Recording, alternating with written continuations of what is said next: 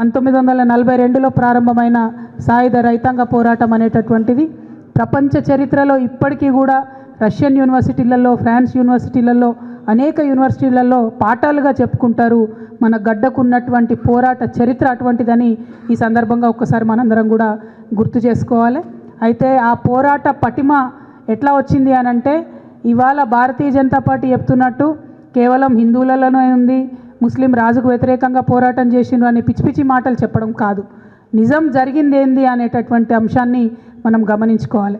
ఆనాడు రాచరిక పాలకులు అంటే అరాచకపు పాలన ఎవరు చేసినా, అది ప్రజాస్వామ్యంలో అయినా రాచరికంలో అయినా ప్రజలు ఊరుకోరనే విషయాన్ని ఆనాటి నుండి ఈనాటి వరకు తెలంగాణ ప్రజలు మరి రిపీటెడ్గా చెప్తూనే వస్తూ ఉన్నారు.